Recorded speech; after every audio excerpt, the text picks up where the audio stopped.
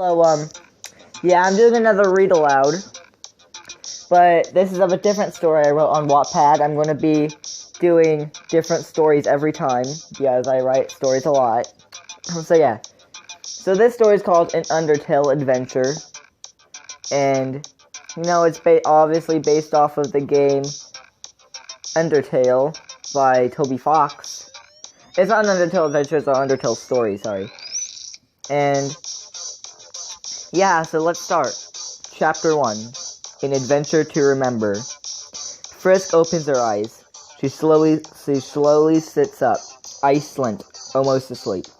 Awoken by her alarm clock, and forces herself up. She places her feet onto the floor, and slowly walks out into the hallway. She looks around to find out that none of the other orphans are awake. She looks into the main room, and no one else is awake. She is the only one. It was dark and rainy. Frisk enjoys these days, though. She would be able to see outside and listen to the quiet noises as she went to sleep. It would help her rest. It would help her forget the life she had. Frisk decided to look outside. She watched as the raindrops fell from the sky. She looked around the yard of the orphanage. She looked at the roseberry bush outside the entrance. It was dark, so she really couldn't see anything. But she saw a dark, shadowy figure. The figure was short, chubby, and wearing a coat. Frisk grabs a flashlight from a nearby cupboard and shines it out the window. The figure was gone. What is that? Frisk asked herself. Frisk heard from behind. Frisk turned around and saw the owner of the orphanage. Frisk, what are you doing up? You're supposed to be asleep, she says. Don't worry, I'm going back to bed, she says. Miss Shar, the orphanage owner, walks back to her room. Frisk looks outside one more time. She walks to her room. She can't seem to forget about the creature outside. It's very strange. She lays back down on her bed, still thinking about the creature outside. Every time she blinks, she sees it. It's like it's trying to take her. Like, take her somewhere else. Away from home. She finally falls asleep, right in her rotting covers. Frisk wakes up 2 hours later. She can hear the children playing outside her door. She opens the door and walks out into the yard. Everyone seems to be having fun, or at least acting like it. Frisk walks outside. She picks up a basketball and simply tosses it into the basketball net. It was always something she was interested in. All the kids are enjoying themselves, when she is not. She goes back inside. She made some plans earlier to escape this place, but she doesn't think she could do such a thing today. It's too light, too crowded, too dangerous. She'll have to wait till sundown. She could. Everyone is distracted in their own world. She could quickly run and never be caught. She would have to be swift, though. If she was too slow, Miss Shar would catch her and throw her back into this prison. She looks back and forth, and she quickly runs. She climbs over the gate and lands on the ground. She hit the ground too hard and hurt her leg. She begins limping towards the woods, where it would be harder for her to get caught. Frisk, where are you? Asked Miss Shar. Frisk quickly limps far into the woods. She kept walking for a few days and was never caught. No food, no water, only the memory of the thing outside. A few days later, she sees a mountain. She couldn't seem to remember what the name of the mountain was. All she knew was that lots of people went missing in it, 6 to be exact. She doesn't know what to do. Should she go around it? Should she go over it? Her actions take over her mind as she begins to climb the mountain. She trips and gets back up. She climbs and climbs and climbs until she gets close to the top.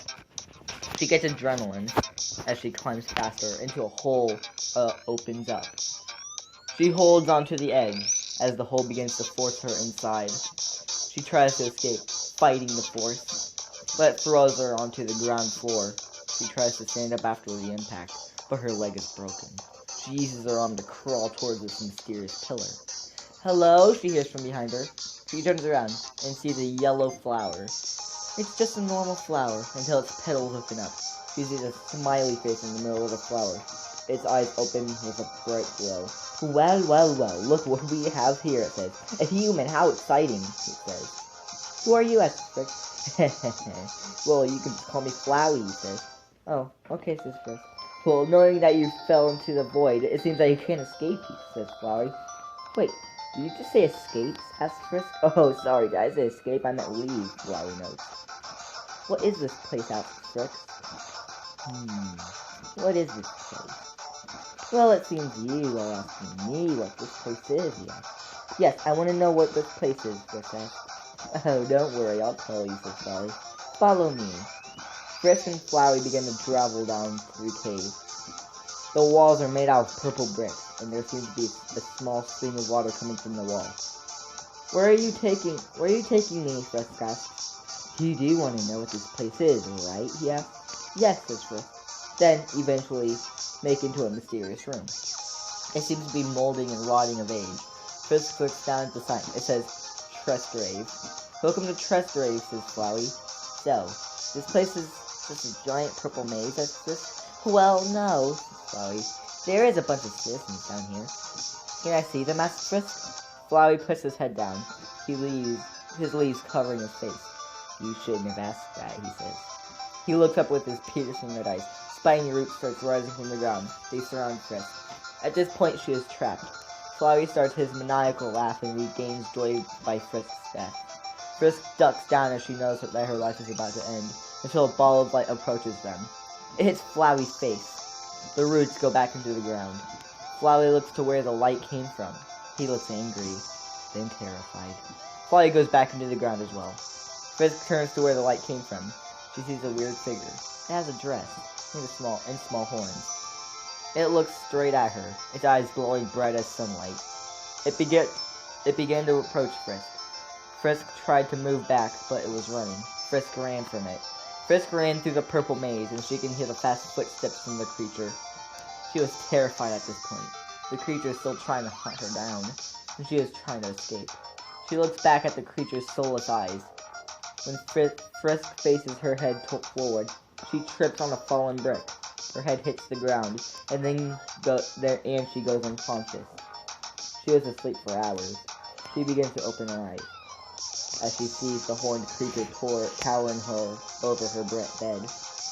Don't worry, I'm here, the creature says.